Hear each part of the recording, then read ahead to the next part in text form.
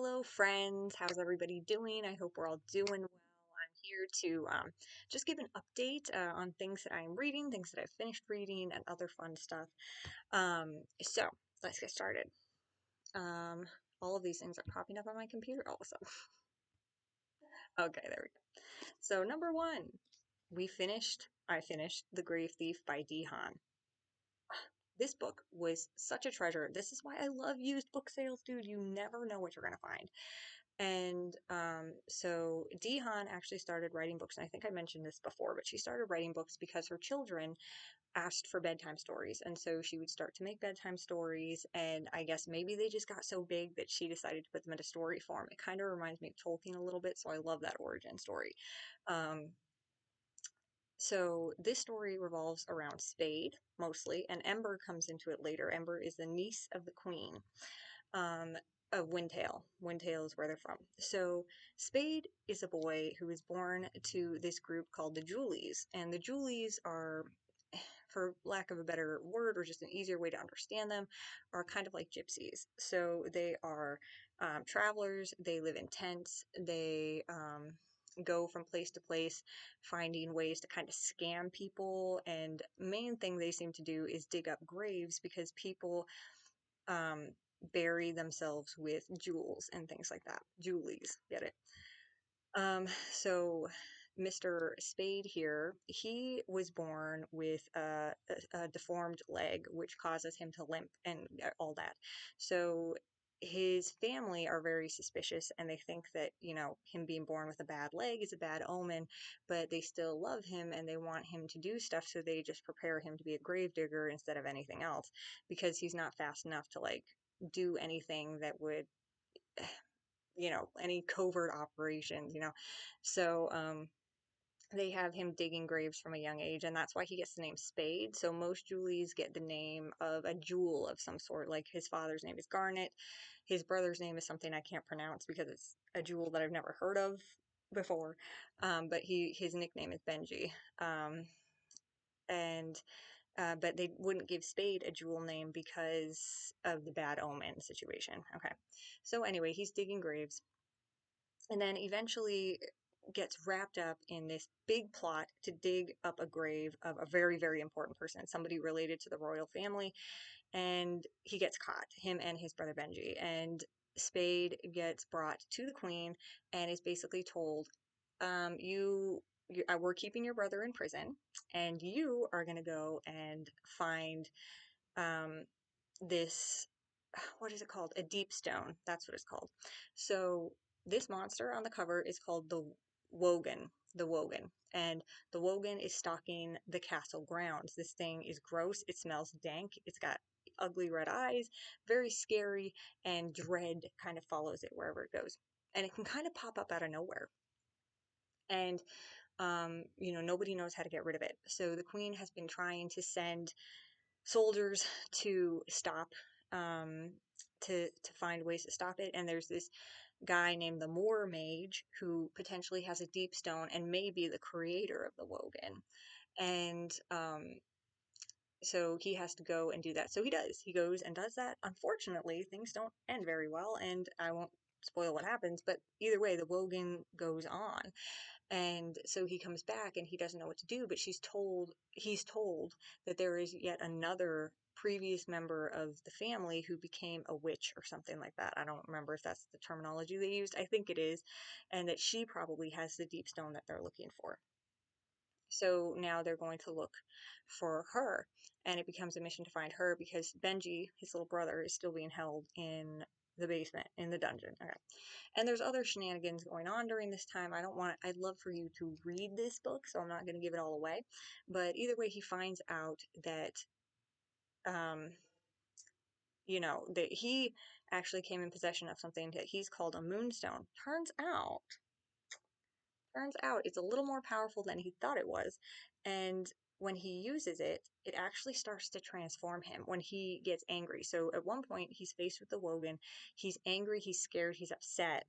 And he starts to use the Moonstone to attack the Wogan, but in doing so, he actually almost kills it, which you would think is a good thing, but it starts transforming him into a monster. a little bit scary. But the thing I loved about it is that as he was describing it, he was like, I felt powerful. I felt like I could finally run. My leg was fixed, as he's using this moonstone.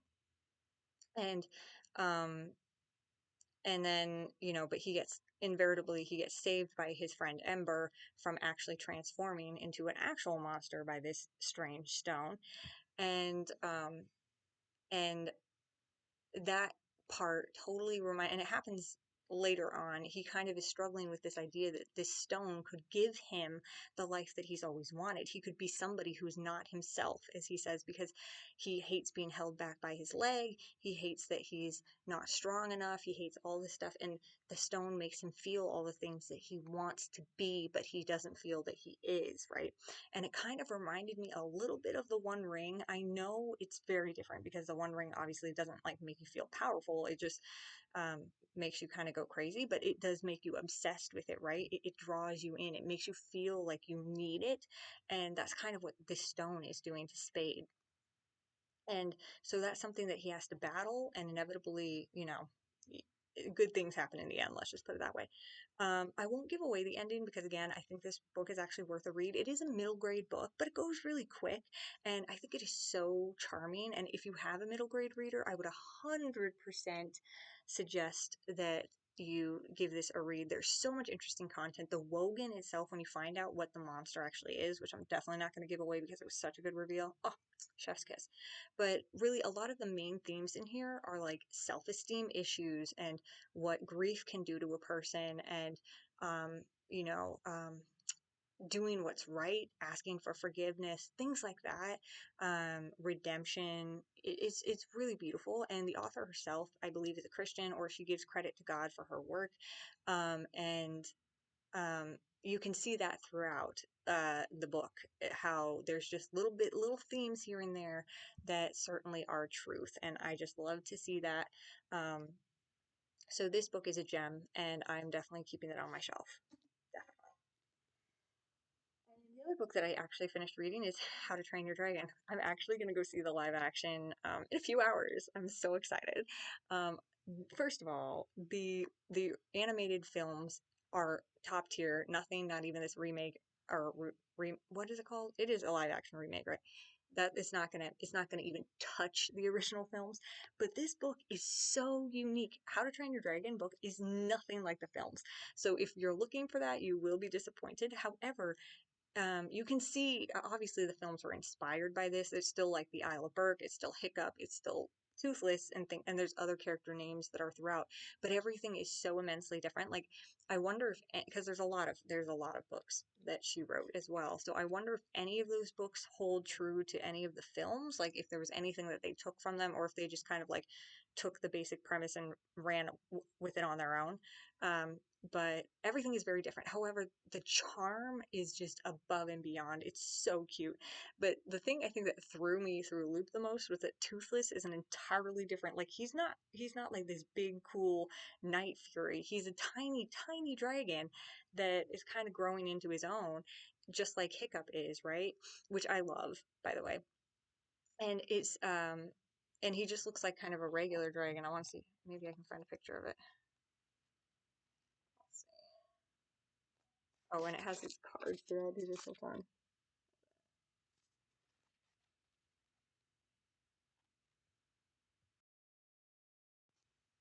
Okay.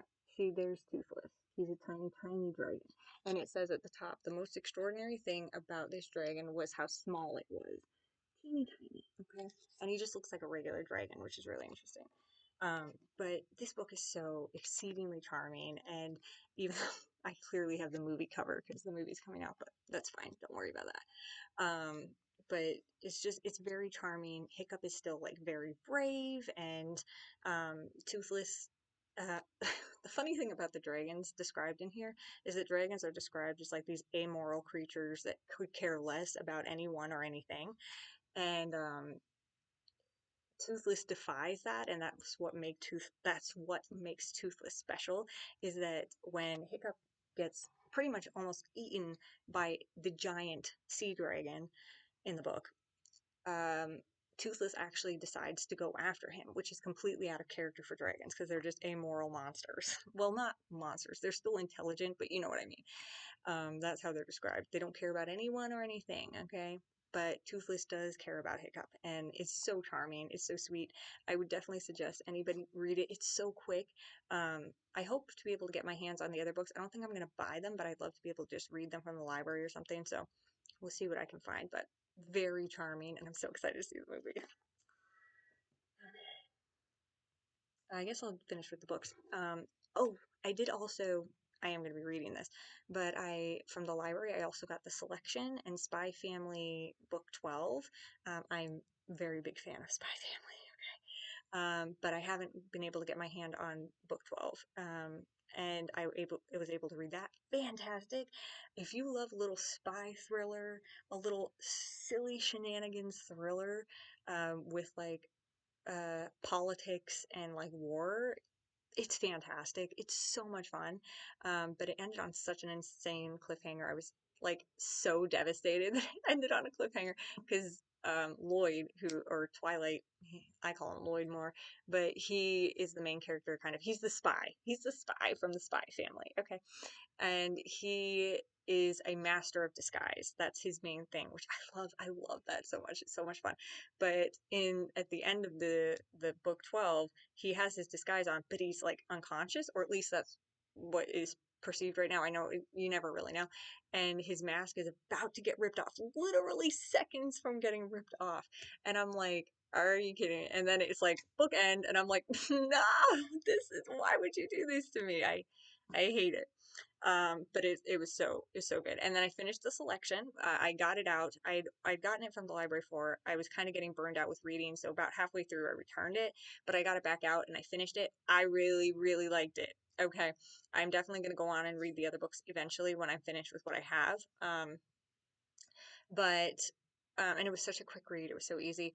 But listen, Aspen coming back into the story, I'm not surprised because this is like an early 2000s or mid 2000s, I don't remember when it came out, uh, YA romance to see kind of thing.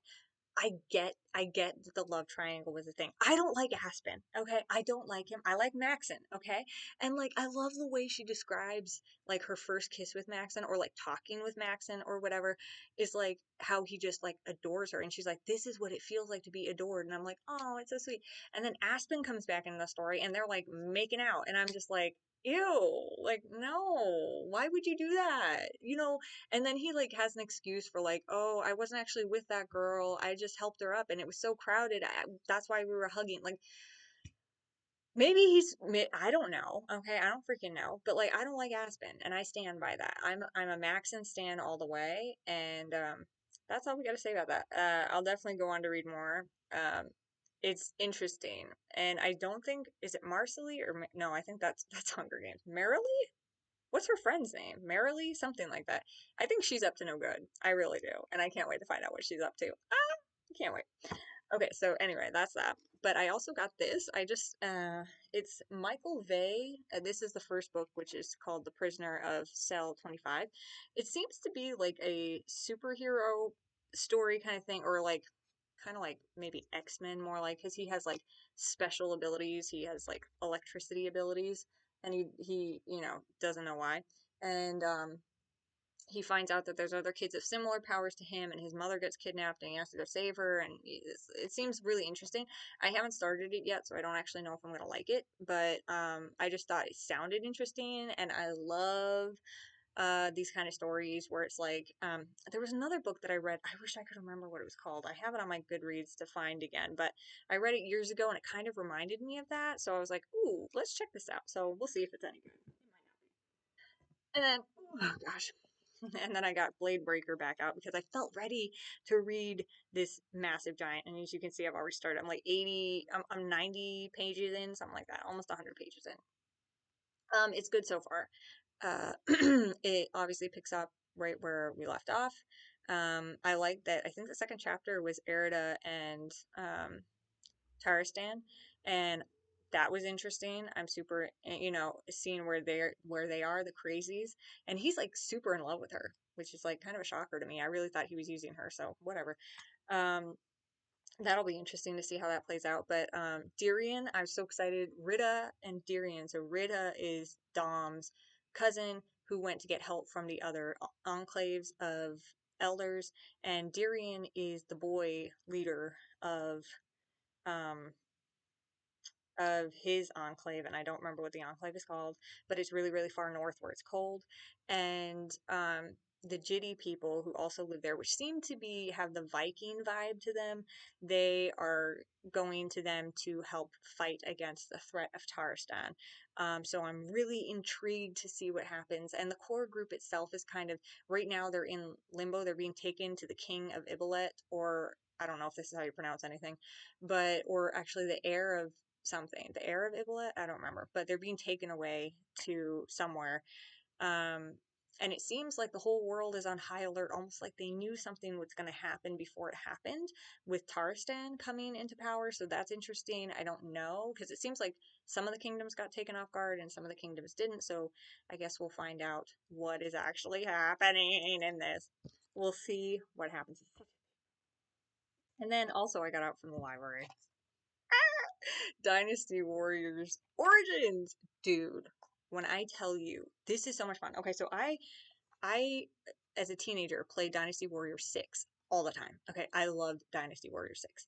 And now I have this. It's first of all, it's gorgeous. Graphics are amazing. It's a new generation of Dynasty Warriors, but it still has all of the charm of Dynasty Warriors, which is that you are an overpowered warrior from the ancient kingdoms of China and you are battling it out against massive armies of people and you just like knock them over like they're like grass. Like it's just like and the guys just go flying because that's kind of how a lot of C dramas play out. You know, like these super powered warriors that can just knock armies over. It's just it's charming. I gotta say, it's so much fun, and I have had so much fun playing this. I know I'm gonna have to give it back soon, but when I tell you it is so much fun. And it's so much fun to see characters from Dynasty Warriors 6 because obviously like pretty much the same cast comes back over and over again with like different additions and whatnot depending on the story or where they're going with it. But it's so much fun to see them back in like but they're like, you know, they got that fresh coat of paint kind of thing on it and because everything is beautiful graphics. So it has been charming. It has been so much fun to watch or to play. Watch and play. And I like the main character. He looks like a K-pop boy. Like he really just looks like a K-pop boy, or I guess C-pop, you know, Chinese pop, because it's China, it's not Korea. But he's just like, I'm just like, oh, he's so pretty. Oh, he's so pretty. He's so pretty. But everybody's really pretty. Um, so anyway, that's what I got going on. Got a lot of books to read. Well, mainly Blade Breaker. I still have Snow Globe. Why do I do this to myself? The main reason was before I finished that series, I really wanted to. I'm not gonna pick up Fate Breaker for a while. I don't think, which is the third book in this series. But I really wanted to read Blade Breaker, and anyway, I get distracted very easily in the library. But I am gonna finish Snow Globe. That is on my list for my next read.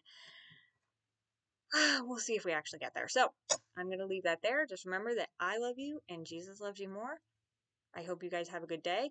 Go see How to Train Your Dragon and let me know if any of these books, like you've read them, you like the vibes. Do you like Dynasty Warriors? It's so much fun. Please go play it. And we're going to leave it at that. Bye.